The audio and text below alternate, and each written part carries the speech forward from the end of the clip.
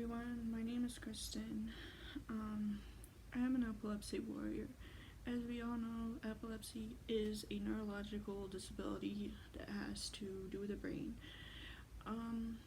It has been tough at times for me, but I have found ways to get through it. The hardest part was when I was first diagnosed at a young age, going to school with epilepsy, having seizures in class, and stuff like that were pretty tough, but I got through it. As I grew older, I realized that I can't let it get to me all the time. So I think the biggest thing is I realized that I had to find things that kept myself entertained.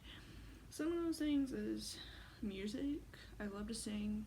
I'll turn on any song I love and just sing all day long. People may think, oh, you like to sing? Awkward. But singing is just something I like. People may think, to other people, it's like, really? But it's you. You do you. I also like to draw. Drawing has always been a big thing to me.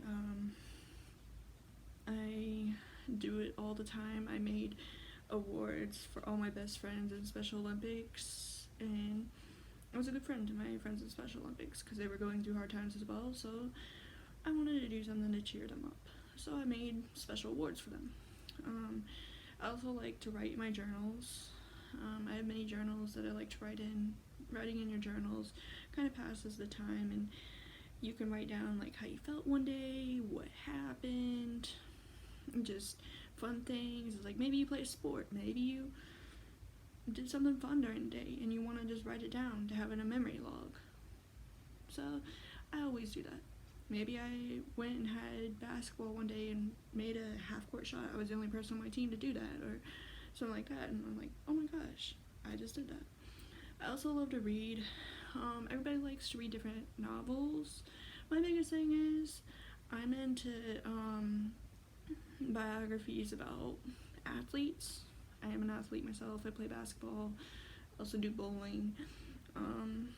I do like running at sometimes, but I do like famous legendary athletes. I like to read about them a lot. Also too, I like to do puzzles. Puzzles are fun too. My biggest puzzles I've ever done are like 2,000 pieces. They were really big, but I also do those. I do word searches. And I think the biggest thing about word searches is when I do them, I like to time myself.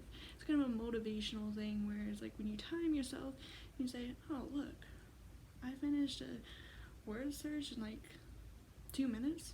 Who's ever done that? And it kind of gets your brain working, and people say, you finished a word search in 2 minutes? And it works your brain too. So like maybe you're bored or you don't want to read or something like that, pull out a word search, do it. I mean, sometimes I do like 5 or 10 word searches in less than 10 minutes, and people say, you did that in less than 10 minutes. I'm like, yeah. I'm like, wow. And it helps us get through the crazy times we're going through right now. And also too, if you're wondering who this is with me, this is one of my favorite stuffed animals I have. This is Froggy, my first Build-A-Bear I ever got at the age of 10. I'm 22 now, so Froggy's 12 years old. He'll be 13 this year. And Froggy's one of my best friends. So sometimes when you're having a rough day and you really don't want to do something that you like, you have stuffed animals, dolls, action figures, whatever, play with them. I do it all the time. And I mean, people may say, what the heck's a 22-year-old still playing with stuffed animals for? Isn't that for like 3-year-olds? And I'm like, no, you can be 60 for all I know and still play with stuffed animals, sleep with stuffed animals. Heck, I've seen tons of people sleep with stuffed animals still. Heck, I've even seen people bring them to work. I brought mine to work. But yeah, it's good and fun. Also too, there's just a bunch of things you can do to pass the time when you're going through a tough time with epilepsy. I mean, my biggest thing too is during my time with epilepsy, I realized that some people don't really realize what epilepsy is all about. So, I mean, you may go to a place and a person says, "What's epilepsy?" I've never heard of it, or maybe they don't know how to handle it or something like that. I try to explain to them in the best way possible. And also, too, the biggest thing that's always helped me to keep my mind off stuff about epilepsy is I've been working on a seizure blog. So basically what a seizure blog is it's kind of like a blog where you write down like about your seizures, about who you are with seizures and stuff like that, how to handle the stuff. And I've been working on that for a while, and I think what it does is it helps us keep our mind off our epilepsy, whereas like I think it helps us stay seizure free for longer. Now everybody's different with their epilepsy. Some people have it worse than others, and it is hard, but as warriors that we are, and I know we all are warriors, I know that every day we battle as hard as we can to get through it. And I've heard for some people it's very tough, but I wanted to be there for people before to help them. And helping people with epilepsy is important to me, and helping anybody with any sort of issue is important to me.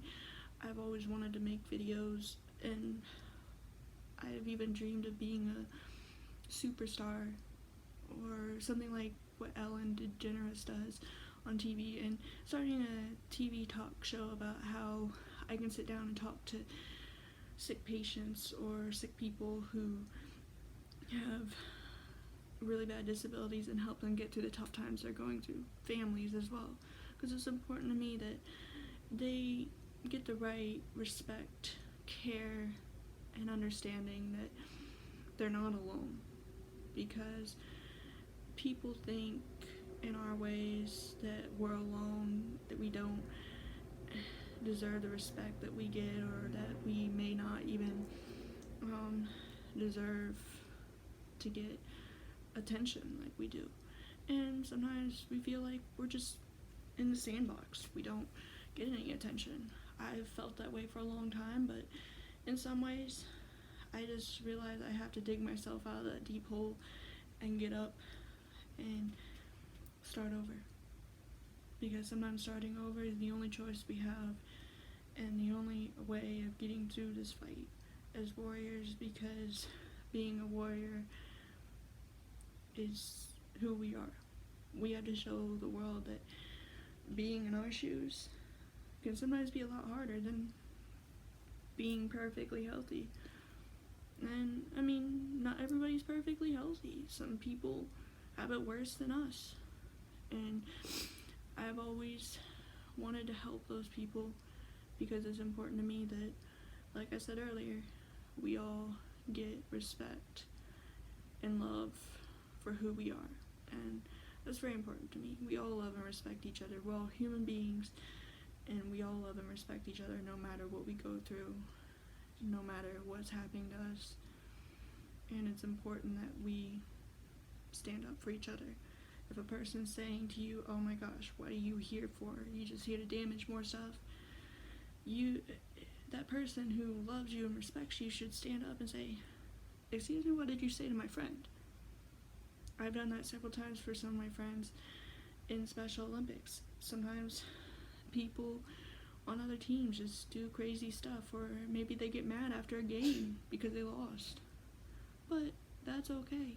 I sit down and talk to them. Maybe they get upset because they accidentally knocked a person down and that person felt injured. They weren't injured. They needed some help, and I sat down beside them and helped them, because they need to know that they're never alone.